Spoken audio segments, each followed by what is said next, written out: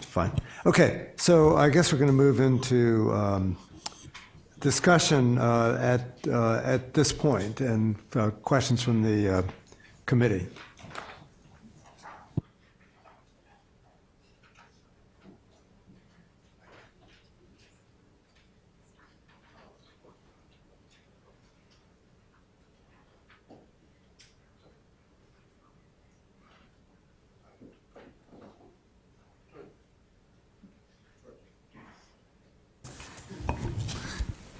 My questions are around these issues of automation and essentially whether there are processes for modifying your approach or fundamental question based on what you learn. And I'm not sure that I understand how malleable the process is once it gets started, or in the automation part, whether it precludes you from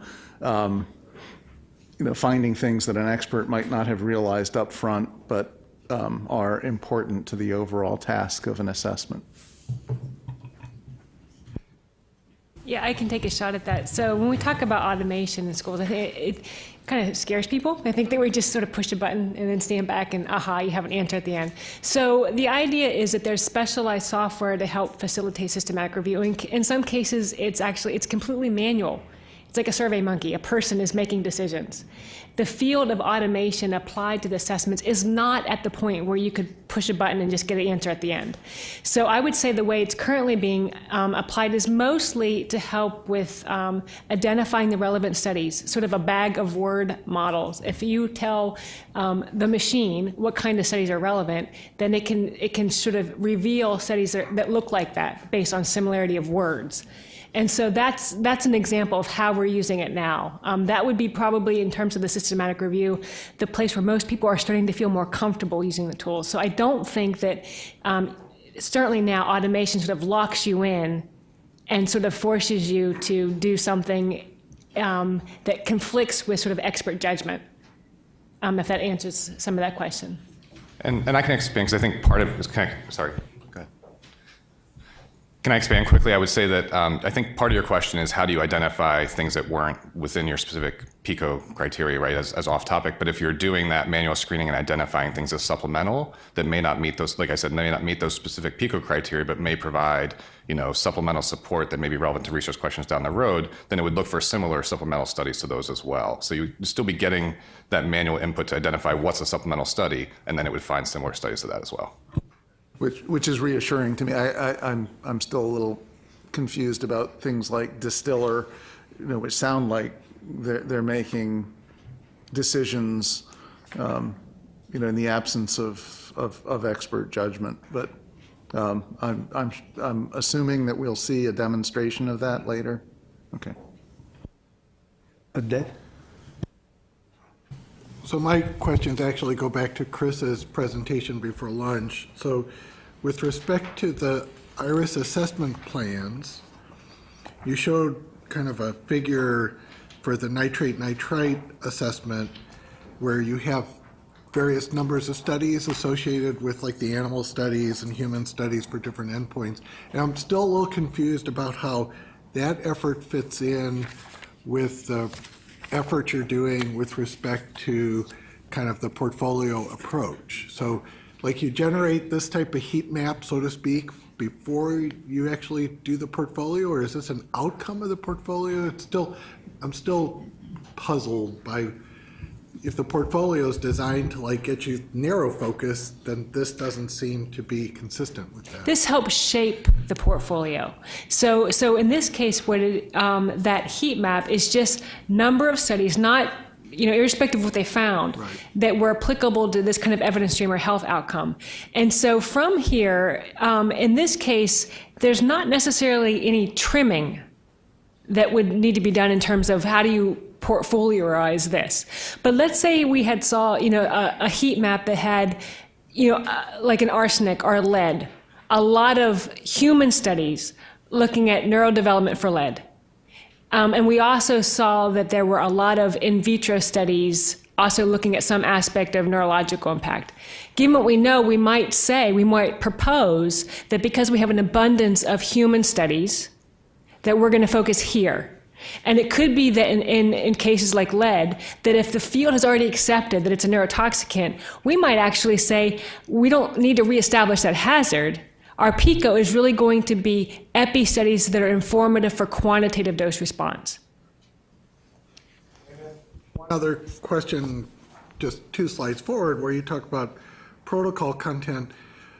And I'm a little confused between, say, what might be in a protocol versus what's in a handbook. So, for example, if you were, say, trying to come up with a strategy for how EPA might use an existing systematic review, is that something, that kind of philosophy or those approaches, would that be articulated in a protocol, or would that live in the handbook? The general concept would live in a handbook. The specific application would be in the protocol. So in this case, if we're trying to sort of, build off another assessment, the specifics of which assessments would live in the protocol. How do we envision blending the literature identification to study evaluation and integrating would live in the protocol, because that's going to be really on a topic-specific basis. Ilya? So I have 2 questions, one towards Andrew, the other towards Chris. Slide number 19 in Chris's presentation, you talked about that IRIS also considers 2 additional phases for systematic review.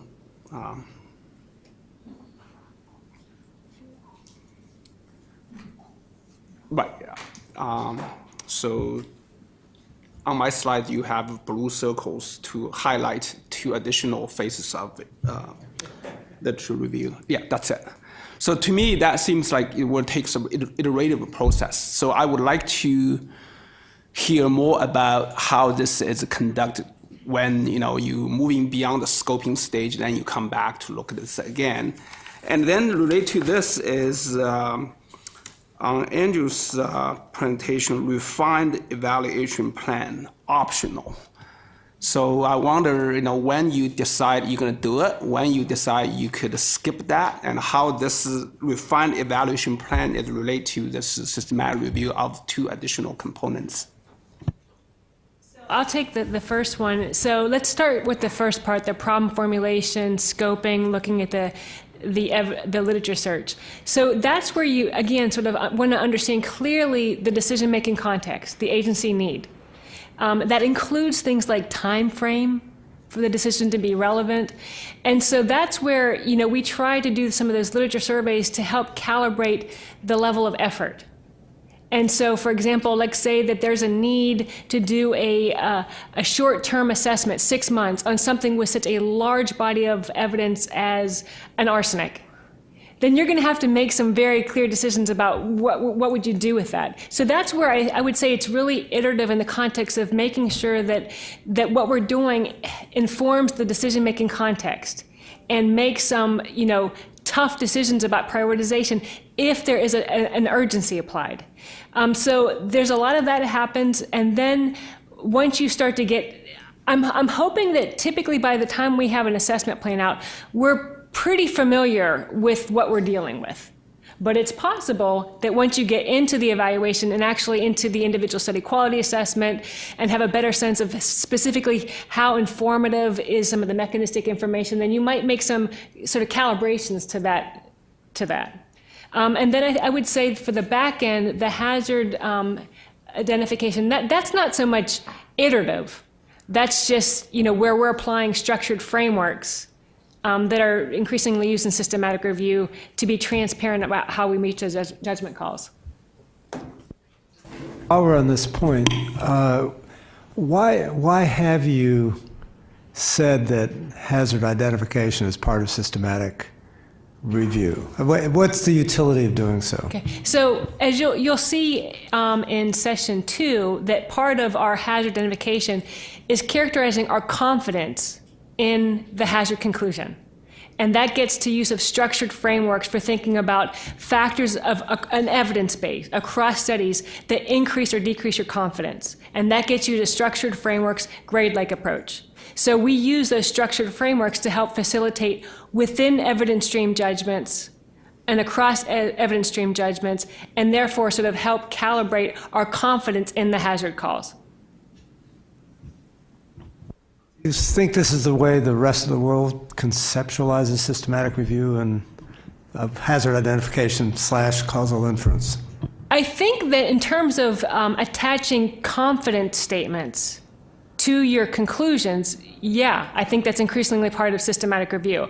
It might be better to revisit this question after you've seen the presentation of sort of how it looks.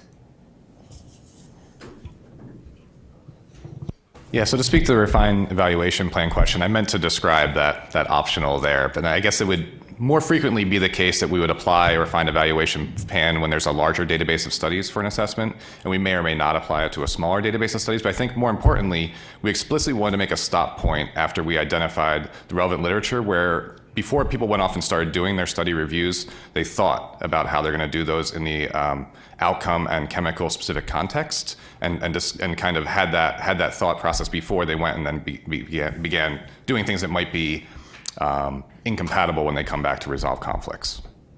Is this decision-making process part of your handbook or part of your protocol? Yes, we've made it an explicit step. And I would think if we did make a refinement to the PICO, for example, we would want to circle back with our agency partners and make sure that still addresses their need as well. So there would be some circling back, like you mentioned, at that point.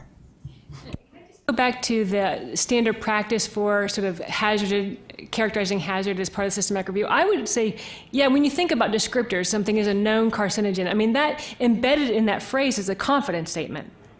And so I think that the way that you articulate that confidence, there can be a variety of approaches for doing that.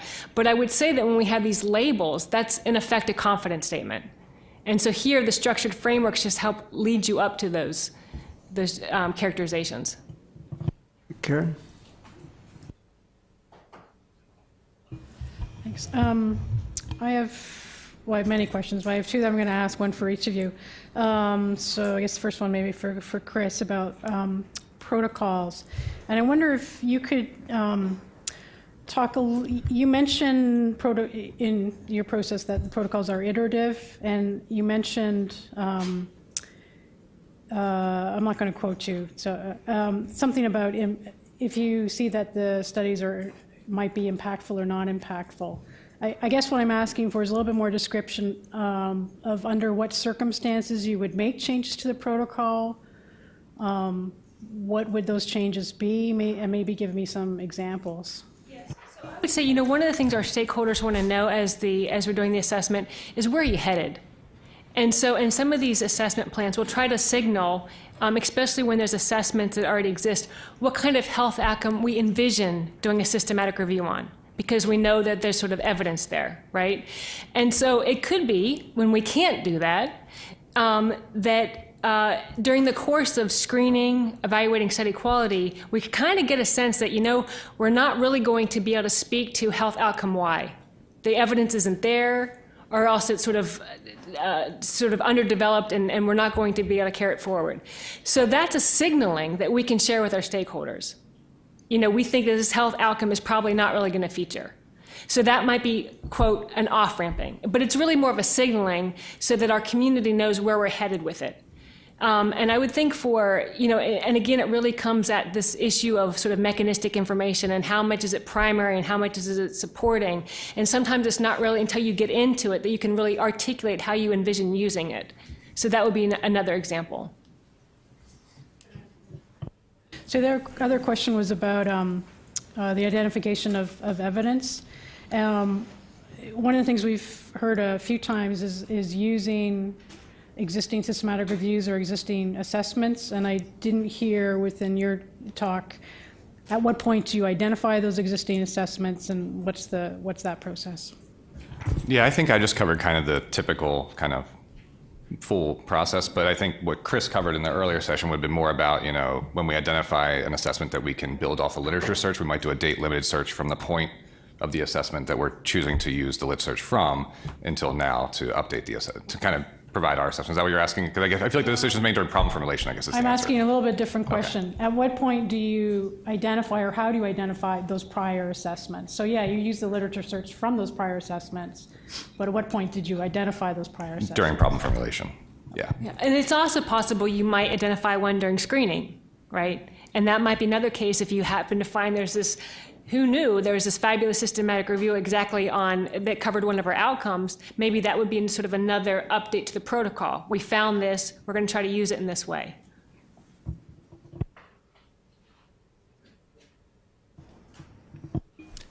So I'm going to ask a question about, I'm not familiar with the software that you're using to run these searches and building up your databases. Are these proprietary software or this in-house developed software? Well, I'll talk a little bit more about that during session 3, Okay. but the SWIFT specifically is freely available for federal employees, so, and SWIFT Review specifically is publicly available free. SWIFT Active is free for federal, but will be for cost for others. So I guess sort of with that regard, what's sort of your plans for caretaking of these databases and ability to do this going 10 years from now? I mean, what happens if whoever is making that and supporting it no longer exists? Do you have a plan for that inevitability? Yeah, so in some cases like Hawk, which is sort of help manage information, that's actually free and open source. Mm-hmm. So then, you know, and our programmers are becoming very, very familiar with that. In other cases, and this is sort of part of the broader conversation about how do you ensure longevity of tools that might exist, and even if they're freely available, it's not open source. And I think this model of this sort of, in some cases where maybe there's a contract relationship, we can build this into the contract language, but I think this almost holding it in escrow. I'm going to keep it, but if I lose interest in maintaining it, then you can have this, so you can sort of manage it.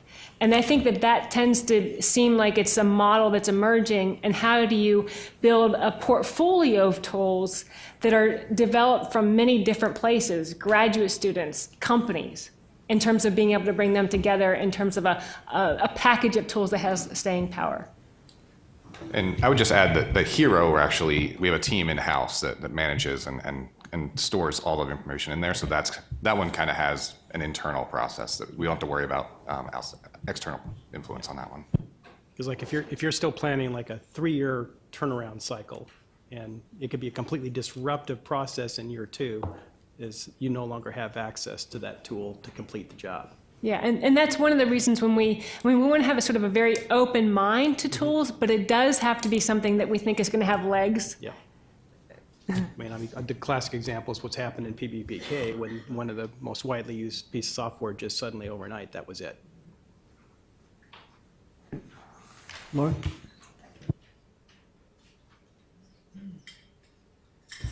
Yeah, so we've been thinking about this in the context of very data-rich chemicals. And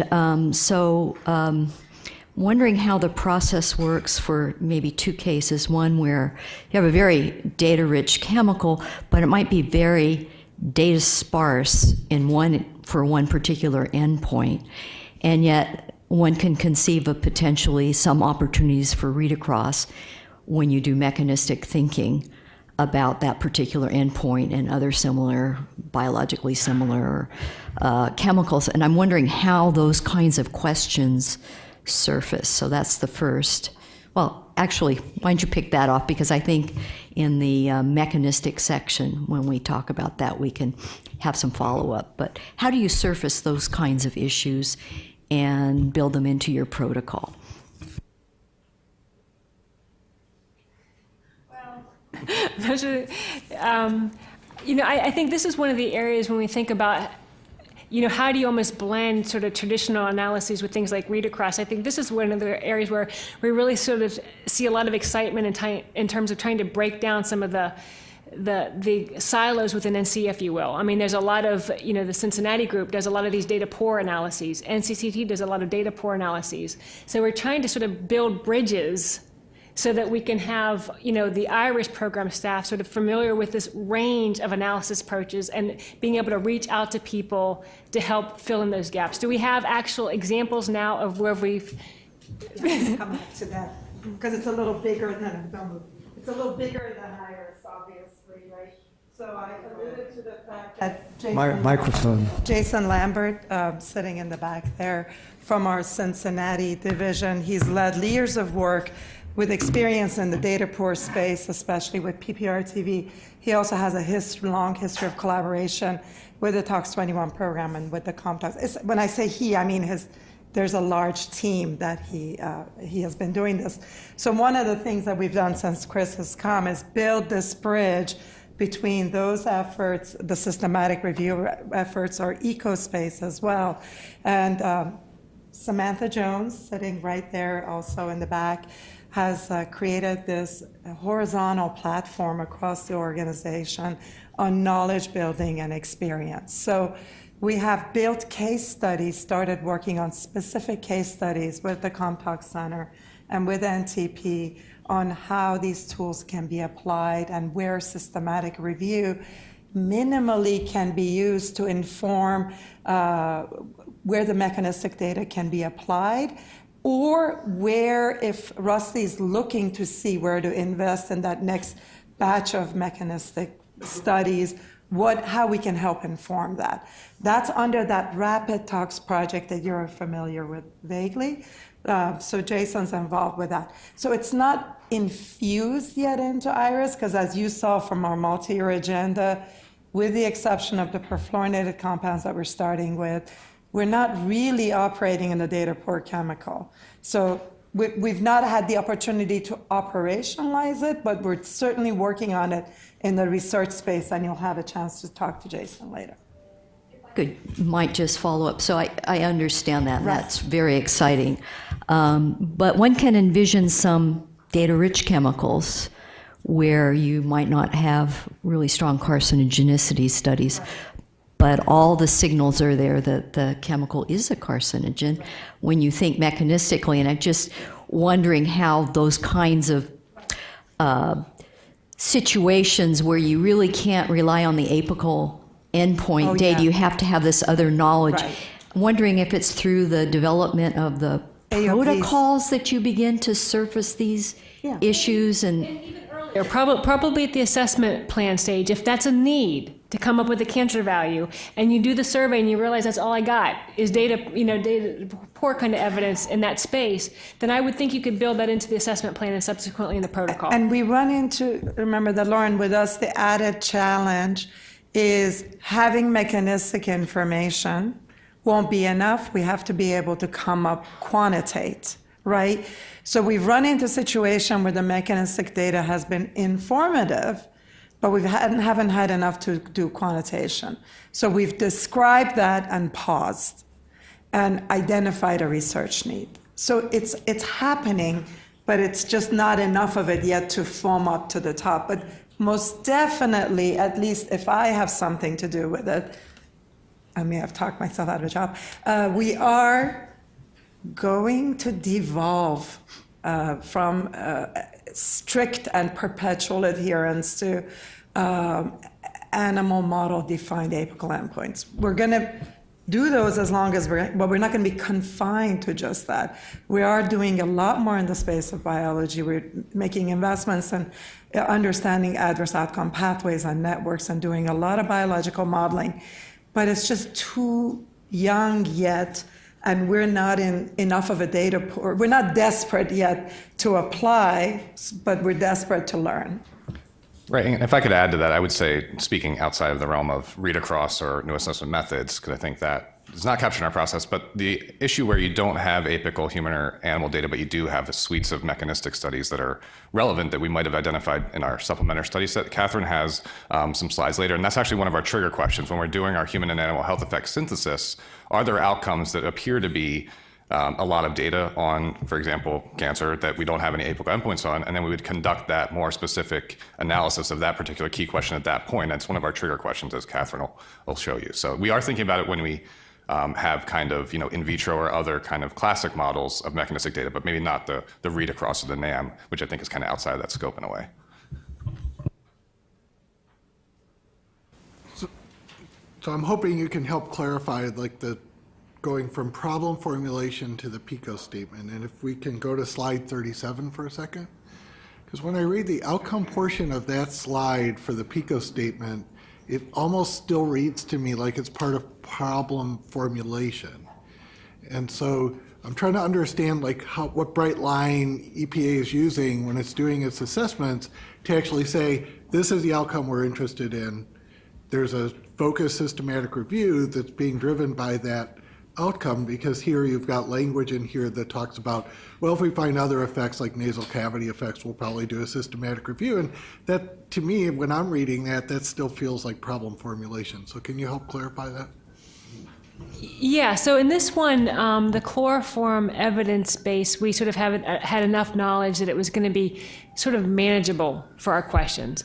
And so here, we weren't going to exclude certain outcomes, but here we wanted to sort of signal, based on the other work, sort of the kind of things that we anticipated confronting. Again, not to exclude other outcomes from consideration, but to signal to our community where we thought we're going to be sort of the drivers, because we sort of had a sense here that we're going to have to wrestle with these particular outcomes, which is why they were signaled in the PICO.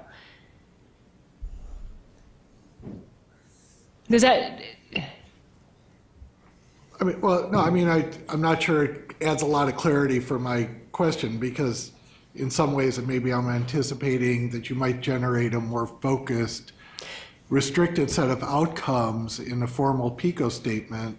And then you might be discussing the problem formulation elsewhere in your assessment plan, as far as being able to identify, we did a scoping exercise, identified these outcomes, and so on. So it's yes, okay. And that can happen. That can happen, and that would happen, except that for chloroform, because it wasn't this, enormous evidence base, we sort of felt like we didn't necessarily have to take this prioritization of outcome approaches. But we do have some other assessment plans in progress that aren't public yet that actually do exactly that, are very targeted, specific outcomes we're proposing. Thank you. I have a mundane question. When we did the 2014 report, I learned the word informationist, which I'd never heard before. And when you talk about, in the last slide on progress, you talk about consultation with information technologists and subject experts. But in terms of the incorporation of information technologists, that is informationists, is that something new to the process, of what were you doing before, and has there actually been a change in the team composition around information gathering? No, this would not necessarily be a new thing. These are information technologists are embedded in our HERO team, so this is not a new thing we're doing since 2014. Is that a long-standing part of the IRIS team? Well, we've expanded it, most certainly. As part of the HERO team, we had, 3 core team members, but if you look at our hiring plan, those are definitely growth areas in the near term. So another 3 is on the list, for example. But we're also scavenging from across the organization as well. And I would say that the way that we are using our information is a bit different with some of these tools that you'll see. So for example, one of the ways that you would have used them that can be sort of actually quite time lengthy is to think about, help me craft a literature search strategy for neurological outcomes. And so, but with some of these tools that you're going to be seeing, you're going to see that they have these human-derived literature search strategies, but they're embedded in a software program that can give you studies that screen against those human-based searches quickly, which means that for chloroform, rather than saying, give me a search strategy that's around human health evidence for all these different kind of outcomes, and having informationists have to spend some time thinking about that, we can say, I'm going to do a literature search strategy on the Cas number and the chemical, and variants of what it's called.